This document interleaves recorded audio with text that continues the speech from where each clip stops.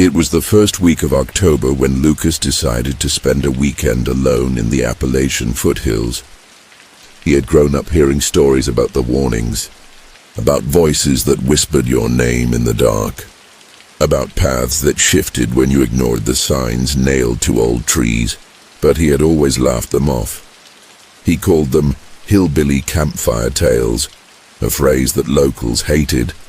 He was from North Carolina, not far from the Blue Ridge, and he thought he knew the land better than anyone. That confidence was his first mistake. He had planned a simple trip, a 2-day solo hike near Black Hollow Ridge, a stretch of forest that most locals avoided in the fall. The locals always said that when the leaves turned blood red there, it was best to stay off the trails. The woods do not like being watched in October, an old man once told him at a gas station years ago. Lucas had smirked at that memory as he packed his flashlight and camera. He was vlogging his experience for a small outdoor YouTube channel, hoping to capture the eerie beauty of autumn Appalachia.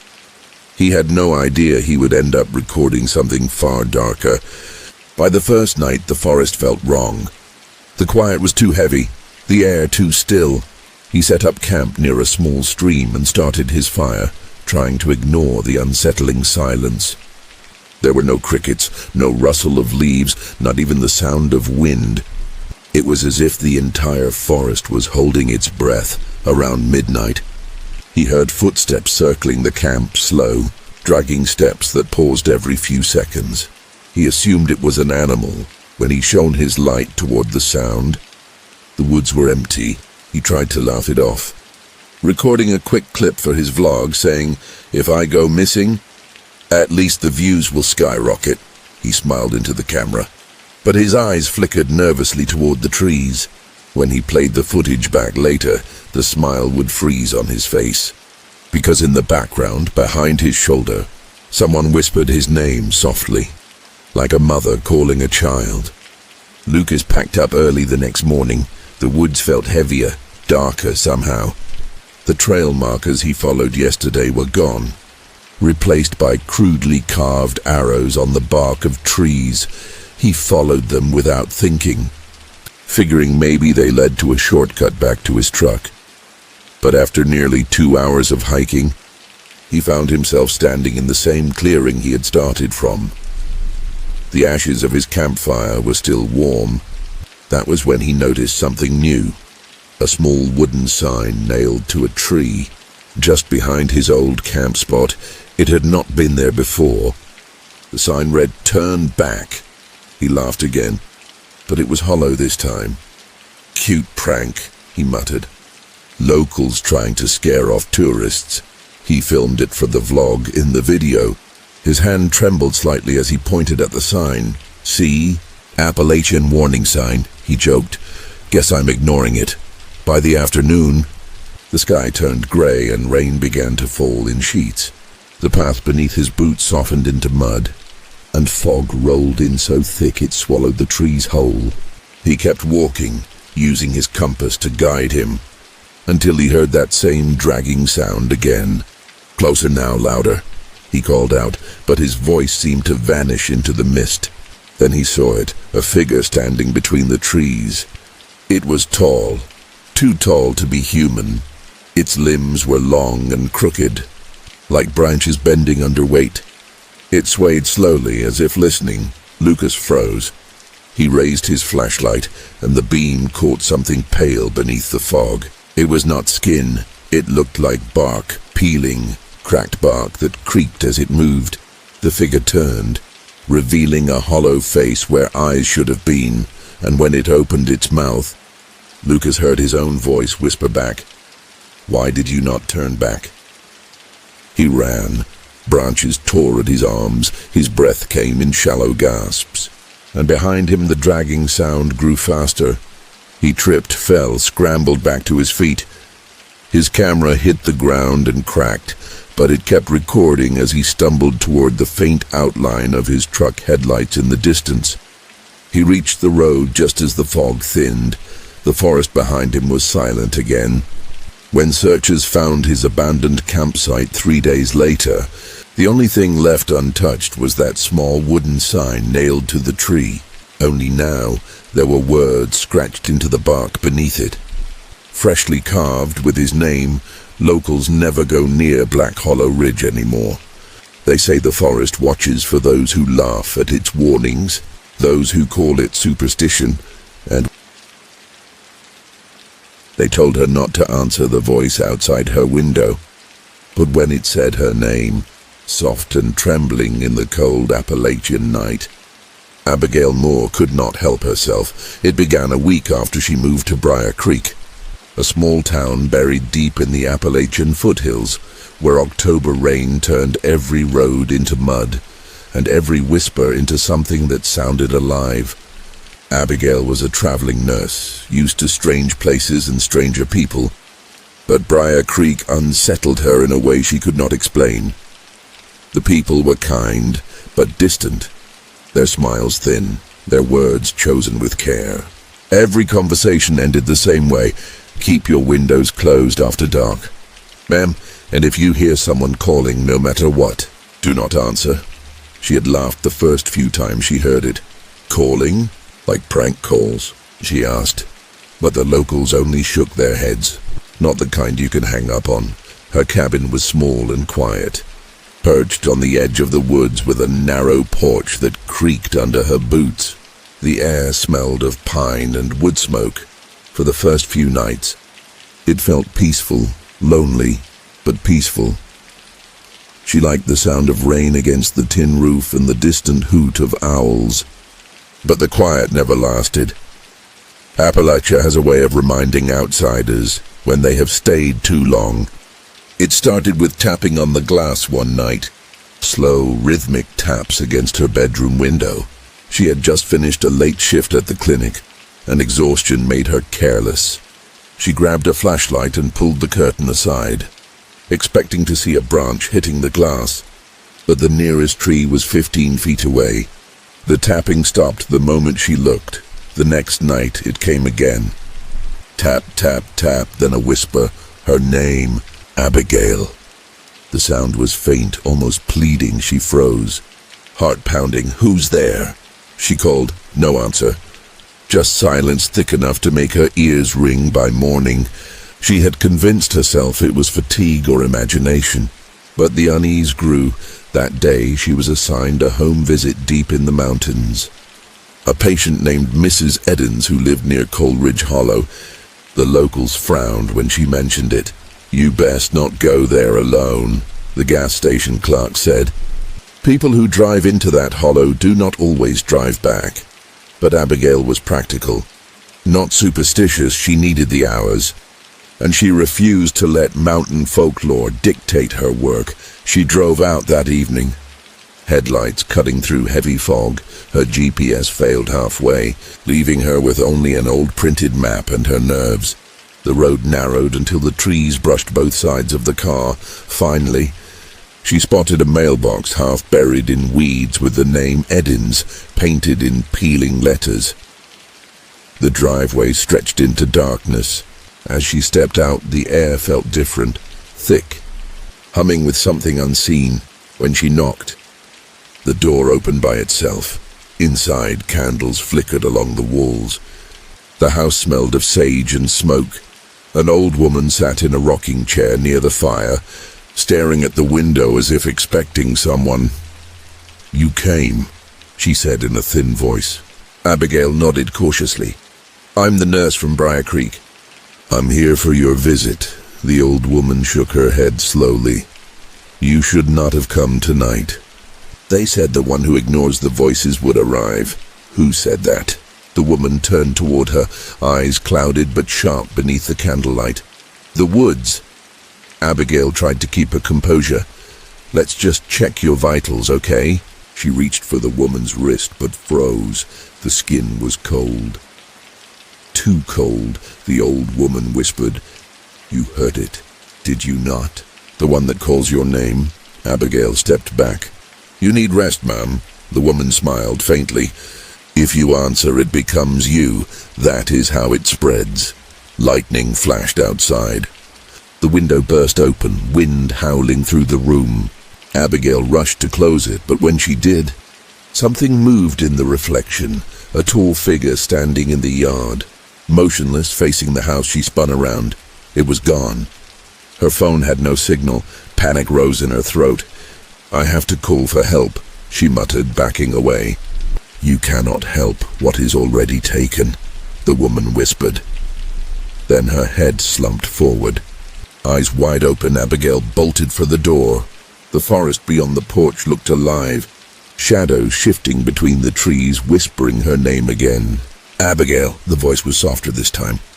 Familiar, her mother's voice, but her mother was dead. She ran toward her car, heart racing. Gravel crunching under her shoes, the door refused to unlock. She banged on the glass, trembling, until she saw it again.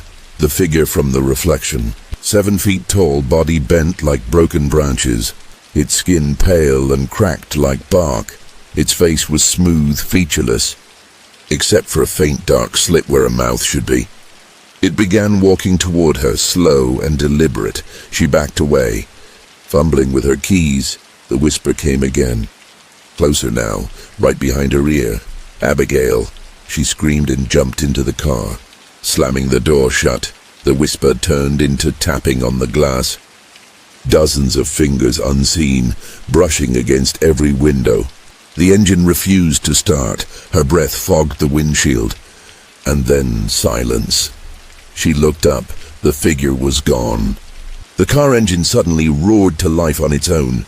The radio switched on, crackling through static. Through the noise, a voice spoke, a woman's voice, soft but strained. "You should not have answered." She drove until she saw the first streetlight in Briar Creek. Her hands were shaking so badly she could barely steer. She went straight to the sheriff's office and told him everything. He listened without interrupting, his face pale. "You went to Coal Ridge Hollow," he said finally. "You did not see the signs." "What signs?" she whispered. He opened a drawer and handed her a faded photo. It showed a wooden post at the entrance to the hollow. Nailed to it was a large board that read, "Do not enter after dark. Do not answer the voice." Her stomach turned.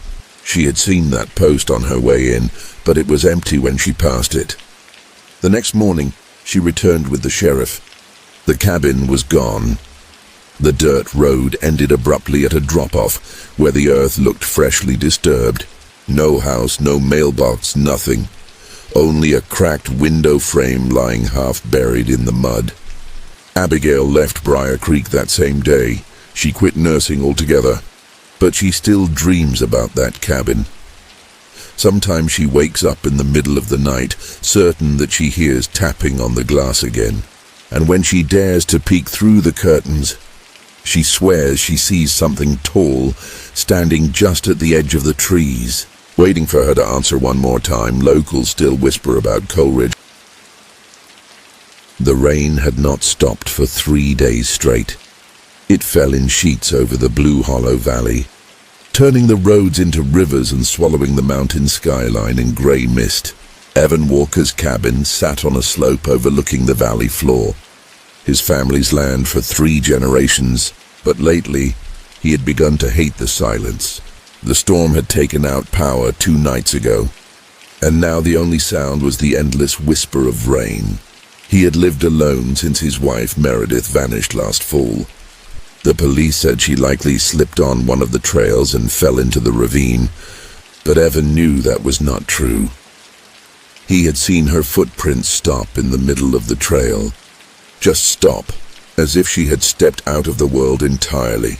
When the forest takes someone in Appalachia, it does not always give them back that morning. As he poured the last of the cold coffee into his mug, he heard it, 3 sharp knocks on the door. The sound startled him because nobody ever came this far up the mountain. He hesitated before opening it, and when he did, no one was there. Only a wet envelope sat on the porch. There was no name on it. Just a single muddy fingerprint on the flap.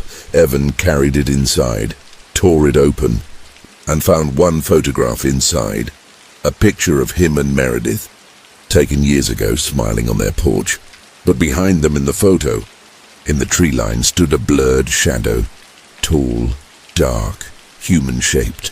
Though its face was too distorted to make out, Evan's stomach twisted. That picture had been taken on the day before she disappeared. He had never noticed anything behind them before. He checked the back of the photo. Scrawled in uneven handwriting were 4 words: "You are next, Walker." He stared at it for a long time, his pulse hammering. The ink looked fresh, still glistening under the dim lantern light. He went to the window. The mist hung thick, clinging to the trees like smoke. He thought he saw something move between the pines, something tall, swaying slightly. Then it was gone. By evening, the rain turned heavier, thundering against the roof. The air inside the cabin grew damp and cold. Evan set another log in the fireplace, trying to steady his breathing. He told himself it was some cruel prank, someone from town messing with him. But who would hike 6 miles through a storm to pull that off? He sat in the chair facing the window, staring into the dark. Every flash of lightning lit up the forest, and every time he swore he saw that same shape standing farther back, watching. Around midnight, he heard the front gate creak open. He froze. The cabin's only light came from the fire, flickering weakly. He reached for the old shotgun hanging above the mantel, loaded it, and waited. The rain softened, almost as if the forest was holding its breath.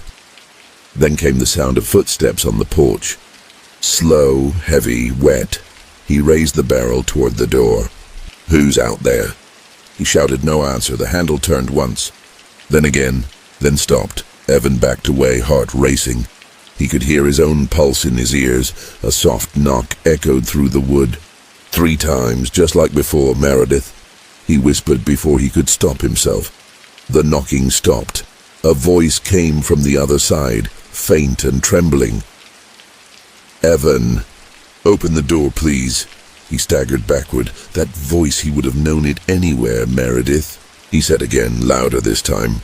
"Please," the voice repeated. "It's cold out here." "Let me in." Evan gripped the shotgun tighter. "That's not possible." The voice grew softer, sadder. "You promised you'd never leave me." Tears stung his eyes. He had said those exact words the night before she vanished.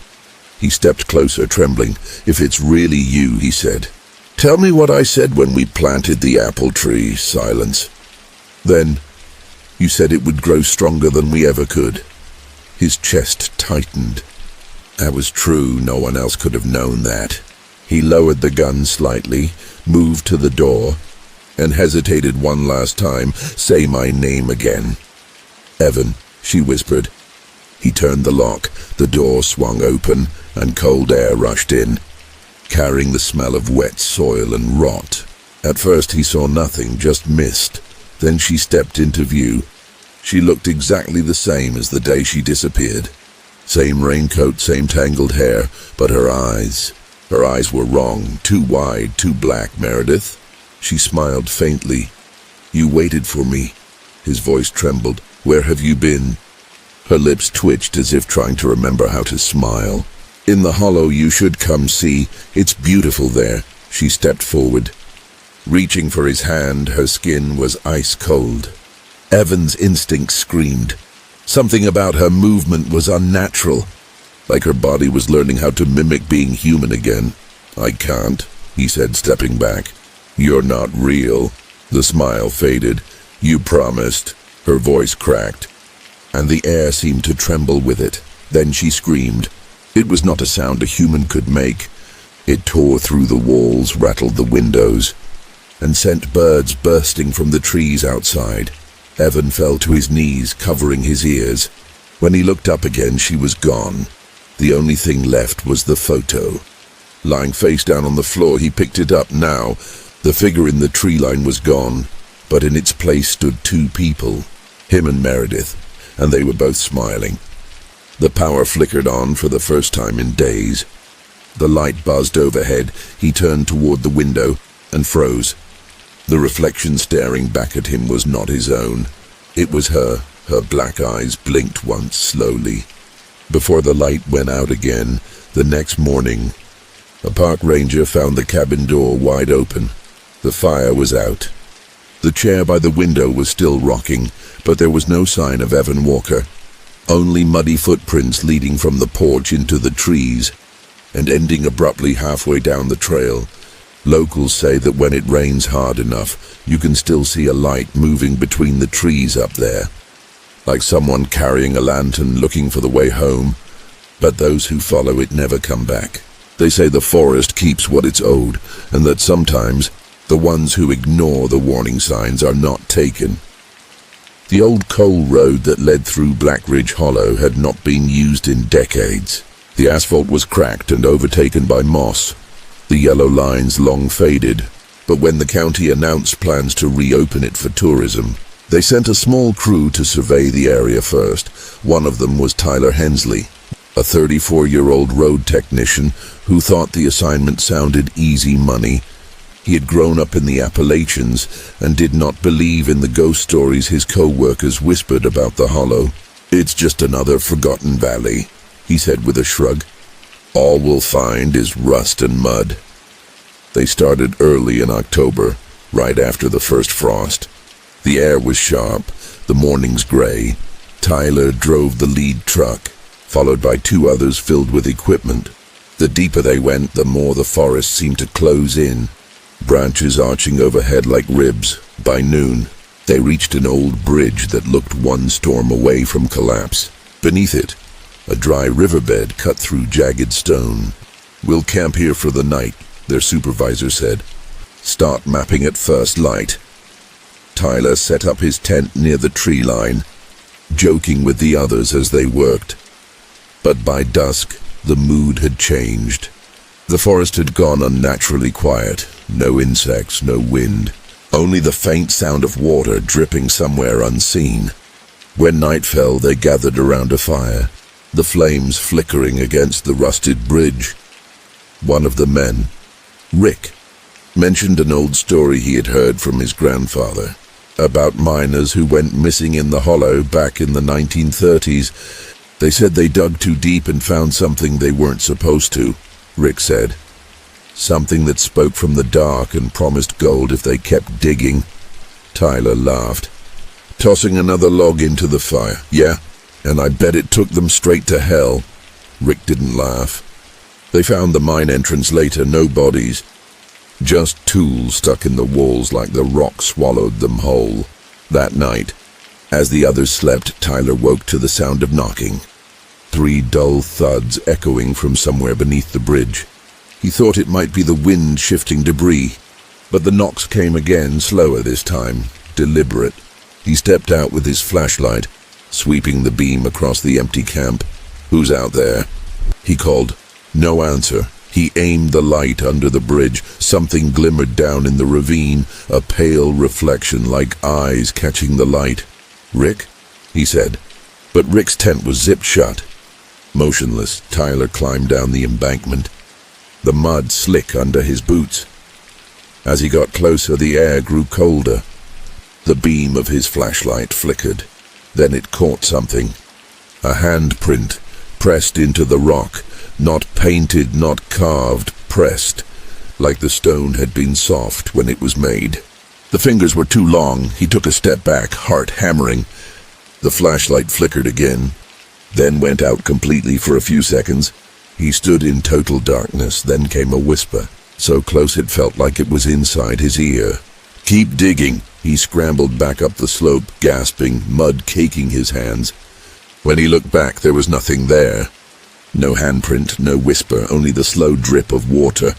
He didn't sleep the rest of the night. By morning, he told the others what he had seen. They laughed, assuming he'd dreamed it. "Probably a tree root you saw," one said. "These woods play tricks when you're tired." But that afternoon, as they surveyed the ground for the new road, their equipment started malfunctioning. GPS signals cut out, compasses spun aimlessly. One of the men, Chris, noticed the ground felt hollow underfoot, like something was shifting below them. "Probably an old shaft," Tyler said. But unease was spreading among the crew. As the sun began to dip, they packed up. The forest felt heavier, the air dense, on the drive back toward camp. Tyler noticed movement in his rearview mirror, a figure standing by the side of the road. It looked like a man, but too tall, too thin, his arms hanging at strange angles.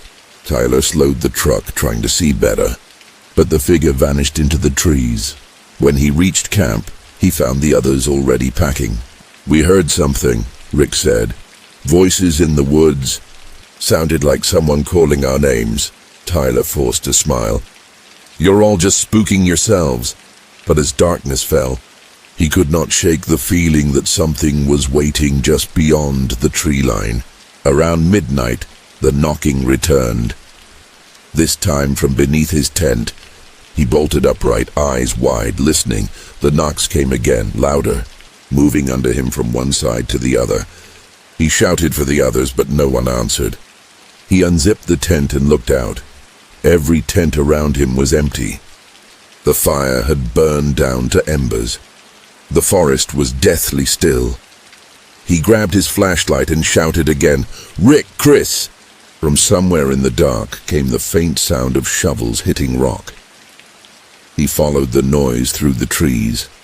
Slipping in the mud, the sound grew louder, metal striking stone over and over. When he reached the ravine, his stomach dropped. The others were down there, digging furiously at the base of the bridge, their faces blank, their eyes wide. They did not look up when he called their names. "Stop!" he yelled. "What are you doing?" No response. He climbed down toward them, desperate to pull them away. That was when one of them, Chris, turned his head slowly. His mouth opened, and Tyler saw that his teeth were gone, replaced by smooth gray stone. "Keep digging," Chris whispered. The words did not sound like his voice. They came from somewhere deeper, older. Tyler stumbled back. Dropping his light, it rolled across the rocks, its beam landing on something half buried in the dirt. A skeletal hand, fingers fused with the stone. The others stopped digging all at once. Silence fell. Then, in perfect unison, they turned toward him. Tyler ran. He didn't stop until he reached the truck. His hands shook as he tried to start it, but the key would not turn. Outside, movement flickered between the trees, shadows shifting closer step by step. Something knocked on the passenger window 3 times. He looked up, trembling. The thing standing there wore his wife's face, but her eyes were empty, her skin cracked like dried clay. "Keep digging," she whispered. The glass spiderwebbed as the figure pressed its hand against it. Tyler screamed, kicked the door open on the other side, and ran into the woods. He was found 2 days later, wandering near the base of the ridge. Clothes torn, eyes unfocused, the rest of the crew was never recovered. When rescue teams returned to the ravine, they found the bridge gone. The riverbed had collapsed into a massive sinkhole. Buried deep in the mud were dozens of old mining tools, and one stone slab covered in handprints, all pressed too deep to be human. The county sealed off Black Ridge Hollow after that. Locals say if you drive out there at night, you can still hear the sound of shovels echoing through the fog. And sometimes when the ground shakes, a voice rises with it, whispering from the dark, "Keep digging." There is a stretch of forest near the Tennessee-North Carolina border that hunters call the Silent Line. No birds sing there, no animals cross it. Even the wind seems to fade as you step deeper in. Locals say that if you ignore the silence and keep walking, you will hear something else instead. Something that listens back. One October evening, a man named Dean Walker learned that the hard way. He was a retired ranger who spent most of his time alone in the woods, tracking elk and taking photographs of the mountains. Dean had heard the stories, of course, but he did not believe in them. He had spent a lifetime outdoors. To him, every sound had an explanation. Every superstition a simple cause. That week, a friend told him about an old hunting trail that ran through the Silent Line, overgrown and forgotten. Dean decided to check it out. The morning he left, the sky was clear, the air crisp. He brought his rifle, a thermos of coffee, and his camera. The first few miles were ordinary enough. The trees were tall, their leaves bright orange and red. The forest smelled of pine and cold earth. But around midday, as he crossed a ridge, Dean noticed the forest had gone quiet. He stopped walking and listened. Nothing, not even the buzz of an insect. It was like the sound had been sucked from the air. He chuckled to himself. "Guess this is the place," he muttered, and kept going. The deeper he went, the heavier the silence grew. Even his own footsteps sounded muffled. He tried to whistle just to break the stillness, but the sound seemed to fall flat, like the air refused to carry it. About an hour in, he saw something strange ahead. A small cabin slumped against a hillside. Its roof had caved in, and the wood was dark with rot. Dean figured it was an old logging shack. He went closer, camera in hand. The door hung half open, creaking slightly in the breeze. Inside, dust floated in narrow beams of light. There was a table, a few broken chairs, and something carved into the wall. Dean raised his camera and took a photo. The carving looked like a map, lines twisting through valleys, marked with symbols he did not recognize. He leaned in for a better look. Tracing one of the lines with his finger, it led to a small circle etched deeper than the rest. And beneath it, someone had written a single word. "Listen." Dean frowned. "Real funny," he said. That was when he heard it, a faint knock 3 times. Coming from beneath the floorboards, he froze. The sound came again. Slow, deliberate, knock, knock, knock. Dean backed away, scanning the room. Maybe it was a raccoon under there, or a loose board shifting. He forced a laugh, muttering, "You're letting your imagination run wild." "Old man." He stepped outside, exhaling the breath he had been holding. The forest around him was still silent. No birds, no wind. But now he thought he could hear something else. The faintest whisper drifting between the trees. He could not make out the words. He packed up his camera and started back toward the ridge. But the path did not look the same. The sunlight had dimmed, and the woods seemed denser. He checked his compass, but the needle spun in circles. He walked faster every few steps. He thought he heard someone behind him. A soft rustle, a crunch of leaves. When he turned, there was nothing there. As the light faded, he found himself back at the cabin. Somehow he had walked in a circle. Dean's hands trembled as he pulled out his flashlight. "All right," he muttered, "just stay calm. Fine north. Stick to it." He aimed the beam into the trees. The light caught something about 20 yards ahead. A figure standing perfectly still between the trunks. It looked human, but the proportions were wrong. Too tall, too narrow. Its arms hanging just above the ground. "Hello?" Dean called out, trying to sound firm. "You lost?" The figure did not move. Dean raised his rifle. "I said." The beam flickered in that split second. The figure was gone. His heart pounded. He turned in circles, scanning the woods. "You stay back, you hear me?" No answer, just silence. Then the whisper returned. Clearer now, circling him, 100 voices speaking in unison, low and hollow. "Listen, listen, listen." Dean clapped his hands over his ears. "Leave me alone," he shouted. Something cracked behind him. He spun, and the ground gave way beneath his boots. He fell through the cabin's rotted floor, crashing into the dirt below. The air down there was damp and cold. His flashlight rolled away, the beam cutting across the underground space. He saw what looked like roots hanging from the ceiling until he realized they were not roots. They were bones, hundreds of them, all woven together like a cage. Something moved in the darkness beyond the light. A shape, human but not quite. It crawled toward him, its joints bending wrong, its head tilting too far to one side. Dean scrambled back, reaching for his rifle. His fingers brushed the barrel just as the thing lunged. The next thing he knew, he was outside again. Lying in the dirt, the cabin was gone. The woods were full of sound, birds, wind, the rustle of leaves.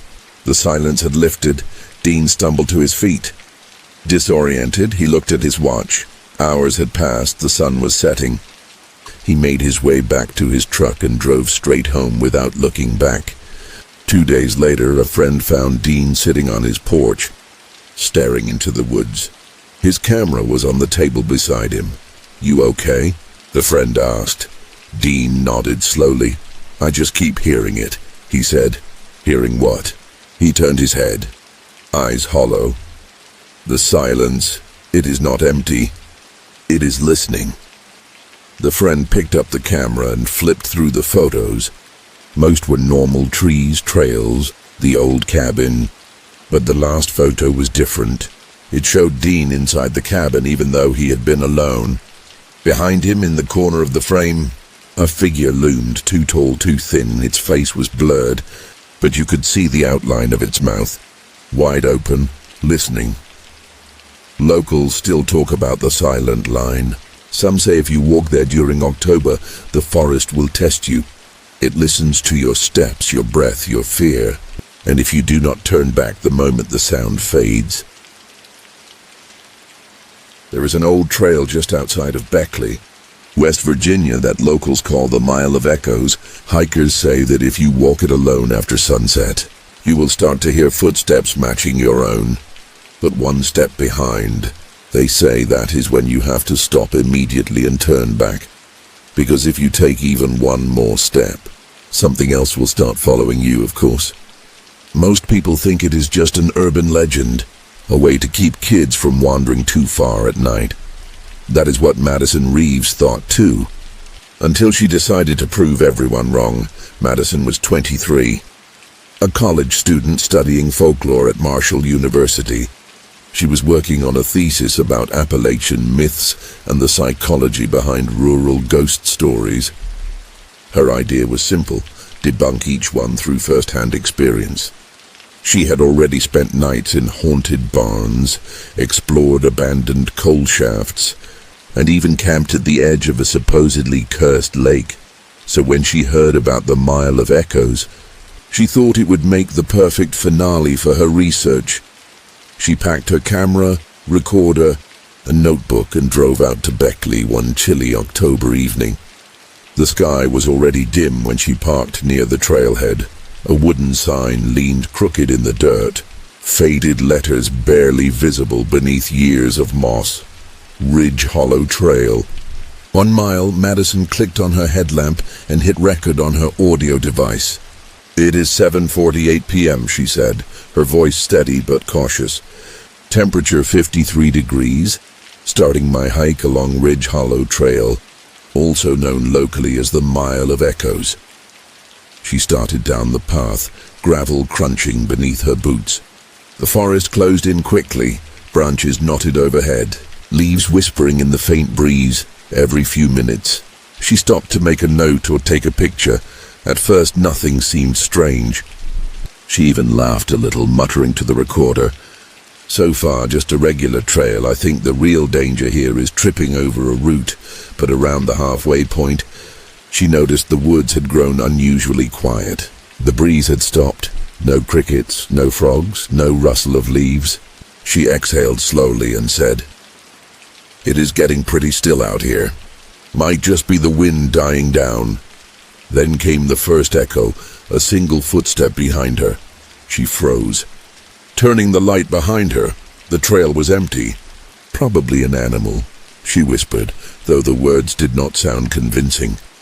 She kept walking. Crunch, another step. This time, it was perfectly timed with hers. Half a beat behind, she stopped. The sound stopped. She walked again. The echo returned, her breath caught in her throat. "Okay," she said into the recorder, forcing a shaky laugh. "That is definitely interesting. Could be acoustics. The canyon walls here might be reflecting sound." She turned in a slow circle, pointing her flashlight into the dark trees. Nothing. Her heartbeat thudded in her ears. Then quietly just behind her, 2 steps. She spun around. Light slicing through empty space. "Hello?" No reply. She tried to reason with herself. Maybe there was another hiker. Maybe her own sound was bouncing back in a weird way. But the longer she stood there, the more she realized how wrong the air felt. It was not just silence. It was like the whole forest was holding its breath, waiting. She forced herself to keep walking. Quickening her pace, the footsteps followed. 1 beat behind, always matching. Crunch, crunch, crunch. Her breathing turned shallow. "It's now 8:05 p.m., she whispered to the recorder. "I'm hearing a repeating footstep behind me. Sounds like someone pacing me exactly. Crunch." She flinched. Then suddenly, the sound moved. It was no longer behind her. It was beside her. Parallel, invisible. She swung her light toward the noise. For a second, she caught something in the beam. A pale face between the trees watching. The light flickered, and it was gone. Okay, she stammered, voice trembling. That looked like a person." Her pulse raced as she broke into a jog. "I'm turning around now, ending the test." But when she turned back toward the trailhead, the path was gone. In its place was dense brush and shadow. Her breath hitched. She spun in circles, trying to find her bearings. No. It's supposed to be one straight path. She started walking back the way she thought she came. The forest seemed to shift with each step. Trees moved closer, branches reached across the trail. Then out of nowhere she heard it again, the footsteps. But this time they were running, pounding, coming straight toward her. She screamed and ran, branches slapping her face, tearing at her jacket. Her recorder slipped from her pocket, falling into the dirt. Still running for 3 minutes, it captured everything. The frantic breathing, the crashing leaves, the heavy footsteps chasing her, and then silence. When they found the recorder 2 days later, the forest had already reclaimed the path. The trail marker was gone, and the signpost had fallen. Madison's car was still parked at the edge of the road, keys in the ignition. The final seconds on her recording were studied by local rangers. The sound quality was poor, but if you listened closely, you could hear something faint at the end. A whisper, it said. "Keep walking." That was 6 years ago. Hikers still report hearing footsteps along Ridge Hollow Trail, though it is no longer marked on any official maps. Some say if you stop walking when the echoes start, you can feel something cold standing right behind you, breathing against your neck. Others say if you keep walking, you will never make it to the end. No one knows what Madison saw that night. But one thing is clear, she ignored the warning signs. The silence, the echo, the chill in the air. And in the Appalachian woods, they told him never to drive through Devil's Backbone after midnight. Locals swore that the winding mountain road was cursed, that if you ignored the warning signs posted along the cliffs, something on that ridge would ride home with you. Most people laughed at the stories. So did David Kerrigan. David was a long-haul truck driver, the kind of man who prided himself on not believing in small-town nonsense. He had been running routes through West Virginia for 12 years, and nothing ever scared him. Rain, snow, or fog, he kept his schedule tight. But one October night, behind on delivery, he decided to cut through a restricted mountain pass to save an hour. The pass was Devil's Backbone. The first warning came at the bottom of the hill, a weather-beaten sign that read "Road closed after dark" in fading white paint. He slowed only for a moment, then grinned. "Closed for cowards," he muttered and pushed on. The road wound upward through sharp turns and towering pines that crowded so close the branches scraped his trailer. The headlights illuminated signs every mile. "Turn back." "Unsafe grade. Danger. No lighting beyond this point." Each one half bent, half buried in rust. About 10 miles in, fog started to roll off the slope. Thick and low like smoke, his high beams bounced uselessly through it. The world shrank to the few feet in front of his hood. His GPS froze, showing nothing but a spinning icon. He switched on the CB radio static, then a voice crackled through. "You're not supposed to be up here." He frowned. "Who's this?" More static, then silence. He kept driving, gripping the wheel tighter. The road narrowed until there was barely enough space for his truck. Sheer drop on one side, rock wall on the other. He slowed to 20. Every bend looked the same. Then something moved in the fog. A figure standing right in the lane. He slammed the brakes, tires screeching. The truck slid a few feet before stopping. The figure didn't flinch. It was tall, thin, draped in what looked like torn cloth. The face, There wasn't one, just a smooth, pale surface. David's breath caught. "Probably a trick of the lights," he whispered. He blinked when he looked again. It was gone. He exhaled, hands trembling. "I'm just tired." He rolled forward, heart pounding. A mile later, his dashboard lights flickered. The engine began to sputter. He checked the gauges, everything fine, yet the engine groaned as if the air itself had thickened. Then came the knocking, 3 heavy bangs from the side of the trailer. He jerked the wheel. "Who the hell?" Bang, bang, bang. He pulled over on a narrow shoulder, grabbed his flashlight and climbed down. The fog swallowed him instantly. He circled the trailer, beam shaking. Nothing there. No footprints, no damage, just silence. When he climbed back into the cab, the passenger door was open. He froze. He had locked it before leaving the truck. He slammed it shut and locked both sides, breathing hard. "Not funny," he muttered to the empty cab. Then his radio hissed again. Static. Then the same calm voice. "You should have turned back. Who is this?" He barked. "If you're with dispatch." The voice cut through him, low and wet. "You missed the last sign." David's skin crawled. He threw the truck in gear and accelerated. The fog grew thicker, swirling like smoke in his headlights. For minutes, maybe hours, he drove through that haze. The curves never ended. He began to wonder if he was looping the same stretch over and over. Then, up ahead, the fog thinned enough for him to see it. Another warning sign, but this one was fresh, clean white paint. Black letters. "Stop before the red light." He squinted, confused. What red light? A glow appeared around the bend. Not brake lights, not headlights. Just one pulsing red orb floating above the ground. He slowed, leaning forward. The light moved closer, swinging side to side like it was being carried. Then it stopped in the center of the road. David downshifted. "All right. That's enough." He stepped out again, flashlight raised. "Hey! You need to move off the road." No answer. The light hovered silently. He walked closer. The beam wavered as fog wrapped around him. 10 feet away he saw what held the light, an old lantern, swinging from a skeletal hand that ended in nothing. No arm, no body, just the hand. The lantern dropped. The light went out. Darkness slammed down like a door. He turned, stumbling back toward his truck. The headlights flickered, then died. He ran, gasping, until he reached the cab. He climbed inside, slammed the door, and hit the ignition.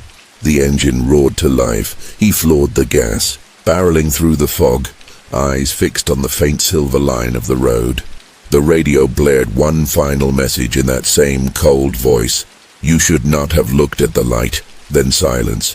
When dawn came, rescue crews found his truck jackknifed against the mountain barrier 3 miles from the pass entrance. David was gone. The door was open. His footprints led 10 feet into the fog and stopped. They searched for 3 days, never found him. But every October, truckers claim to hear banging on their trailers when they climb Devil's Backbone after dark. Some say if you stop and check, you will see a red glow rising through the mist, swinging gently like a lantern in the hand of someone who never made it home.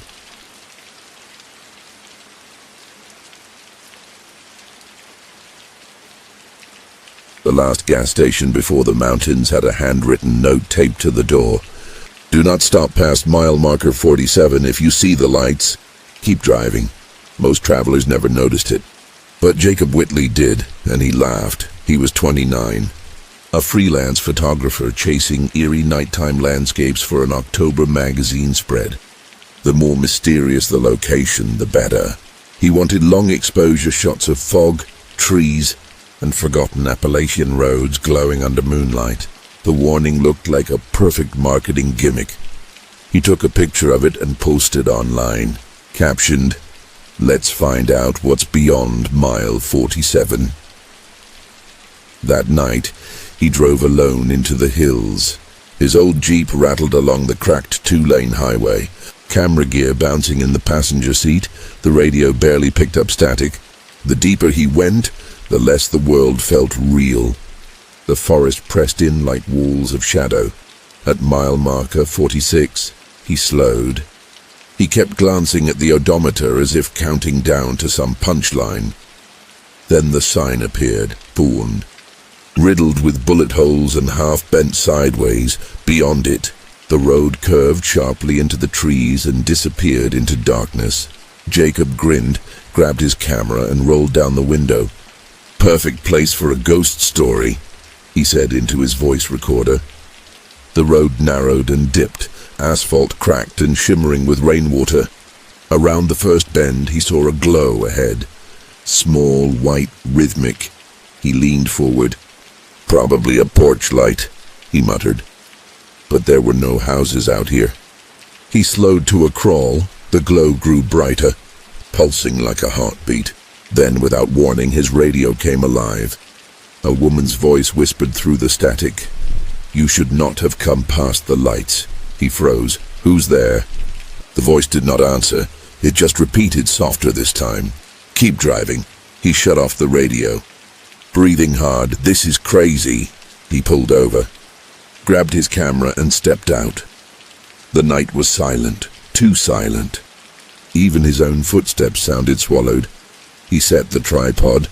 Framing the glowing patch through the trees, the camera clicked once, twice. When he checked the preview, his chest tightened. There was something standing in the picture. Tall, human-shaped but blurred, its outline rippling like heat haze. Behind it a second glow appeared, then a third. Dozens of soft white orbs blooming deeper in the woods, forming a path that seemed to lead downhill. Jacob whispered, "Oh, that's incredible." He followed the lights on foot, camera swinging from his neck. The forest floor was wet and soft, smelling of iron and moss every few yards. He stopped to take another photo. The orbs always stayed just out of reach. Like they wanted him to follow, he kept walking. The air grew colder. The lights began to flicker, turning faint yellow, then red. He raised the camera again and realized something. The orbs were not floating. They were hanging. Each one was attached to a thin rope, swaying gently like lanterns or nooses. He stepped closer. The rope creaked. Beneath each glowing sphere he could see faint shapes. Figures dangling in the air. Their faces were lit from within. Hollow eyes glowing with the same light that had lured him here. He stumbled back, horror flooding his chest. The nearest one turned slowly toward him. Though the rope did not twist, the mouth opened. A whisper slid through the trees. Another who ignored the signs. Jacob bolted for the road. Crashing through the brush, the lights followed, flaring brighter each time he looked back. He reached his jeep, fumbling with the keys. The engine sputtered, then roared to life as he sped away. The lights poured out of the trees onto the road behind him. Stretching across both lanes, the glow flooded his rearview mirror. Burning white, he turned away, blinded. When he finally reached the next town, 5 miles later, his headlights flickered and died. He coasted into a diner parking lot, shaking. The waitress came out. Frowning, "You all right, sir?" He nodded weakly. "Yeah, just saw something weird out there past mile 47. Her face drained of color. "You didn't stop, did you?" He hesitated. "Just for a picture." She shook her head slowly. "People who stop never make it to town." Jacob laughed nervously. "Well, I guess I'm lucky." She looked at his jeep. "Then why's your back window open?" He turned. The rear hatch gaped an inch. Inside, the camera sat on the seat. Lens cracked, screen shattered. The last photo still flickered faintly. The forest, the hanging lights, and a blurred face leaning close to the camera lens. His own, eyes wide, mouth open in terror. He threw the camera into the dumpster and drove straight to Charleston that night. He told no one what he saw, but 2 days later, the editor of the magazine called him confused. "Jacob," the editor said, "the photos you sent, what filter did you use? All of them are red, and there's something in the background." Jacob felt cold spread through his chest. "I didn't send anything," The editor paused. Then who did? Later, police checked his cloud account. The images had uploaded automatically at 12:03 a.m. The exact minute his voice recorder captured a single breath and a whisper. Keep driving. Now, the stretch beyond mile marker 47 is officially closed. The county says it's due to erosion. Locals say otherwise. Truckers passing at night sometimes see lights weaving through the trees. And sometimes, if they slow down enough, they can see a man on the shoulder, camera in hand, waving them to stop. No one ever does. Because everyone who lives near the mountain knows one thing for certain. Those lights are not meant to guide you. They are meant to find you. It started with a sound. A faint hum that cut through the night air like a heartbeat buried under the mountains. Claire Newman had grown up in those hills. She knew every echo, every shifting wind, every howl of a coyote pretending to be something else. But this sound, this steady, low vibration, did not belong. It came every night around 1 a.m. and lasted for exactly 8 minutes. Her father used to tell her, "If you hear it, don't listen too close. It's the mountain calling, and it calls the ones who shouldn't be here." She had always thought it was just folklore. Until the week before Halloween, Claire was 27 now, a park ranger working near Spruce Knob, West Virginia. October meant late-night patrols, fog crawling between the ridges, and the kind of silence that could make you question reality.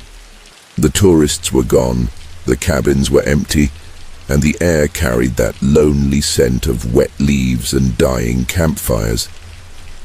On a Tuesday night, she was alone in the ranger's station when the humming started again. She froze, coffee halfway to her lips. The walls seemed to vibrate.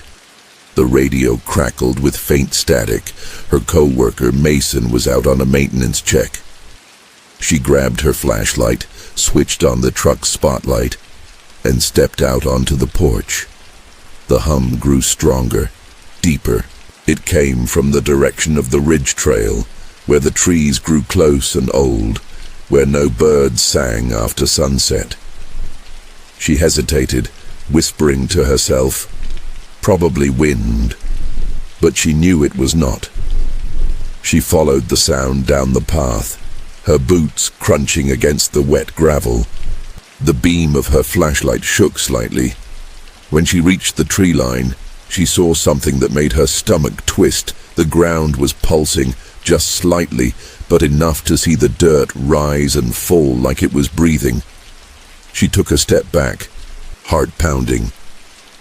"Okay, no," she said aloud, "not dealing with that tonight."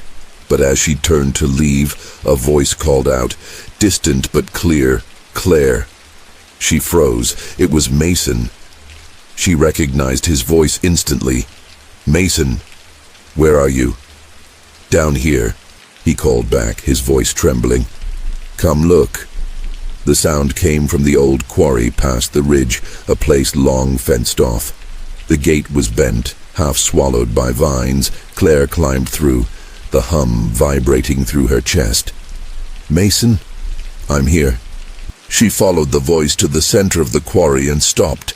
Mason stood there, flashlight in hand, his face pale under the beam. "You heard it too, didn't you?" "The humming?" she asked. He nodded slowly. "It's under us." The hum grew louder, the ground trembling slightly. Mason crouched, pressing his ear to the soil. "It's like a heartbeat." "Stop," Claire hissed. "You don't know what you're listening to." He looked up at her, eyes wide. "It's calling something." Before she could answer, the hum cut off. Silence dropped over the quarry, then the ground split open. It started as a hairline crack, widening fast, the sound of tearing earth echoing through the trees. Claire stumbled back as Mason screamed. the ground beneath him collapsing into blackness. She lunged forward, but the soil crumbled away, revealing a hole that seemed bottomless. Mason? No answer. Only the wind, carrying that faint hum again, except now it sounded closer, like it was behind her. She turned. The forest was dark. Her flashlight flickered once, twice, then died. Something moved between the trees, tall, impossibly thin, shifting like smoke.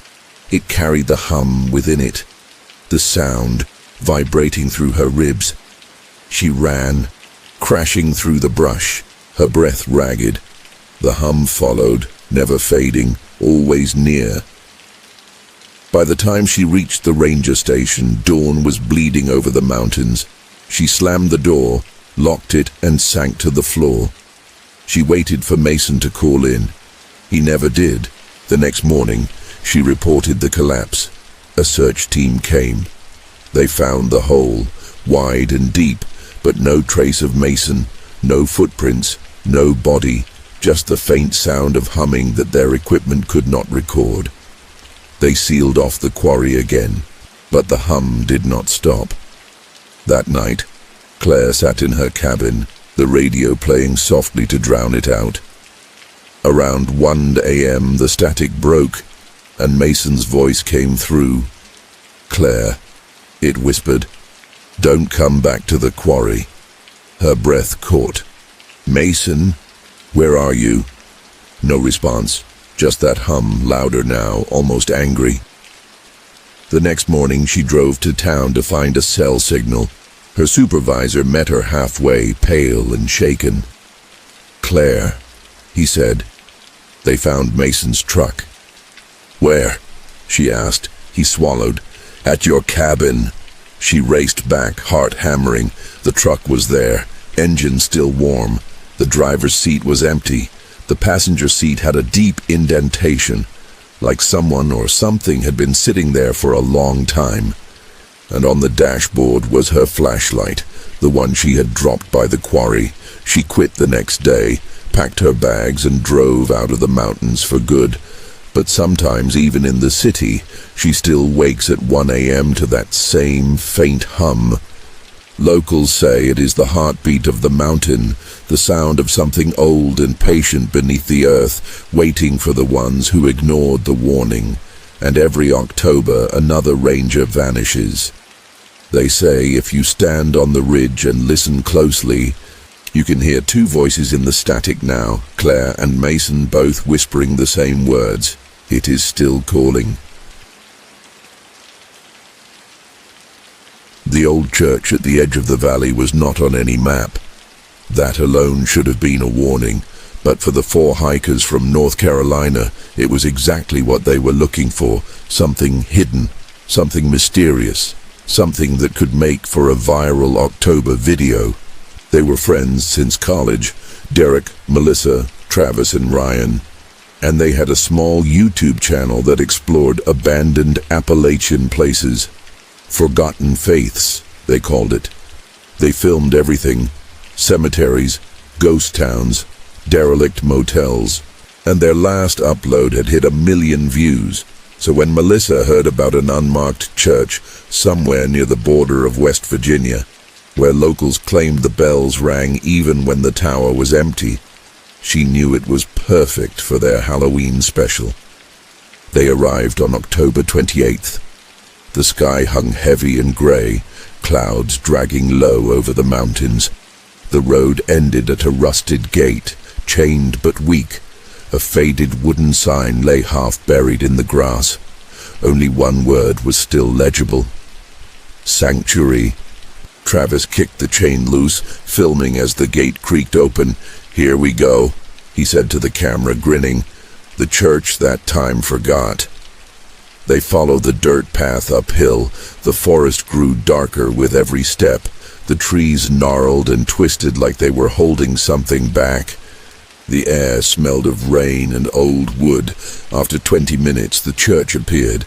Stone walls cracked and leaning, windows shattered. The steeple bent at a strange angle. The front door was gone, replaced by a gaping black entryway. Ryan whispered, "This place feels wrong." Melissa smirked. "That's the point." They set up their cameras and started filming. Inside, the floorboards were warped, covered in moss. Pews sat broken, their splinters curling upward. At the far end stood the altar, dust-covered with a single candle burned almost to the base.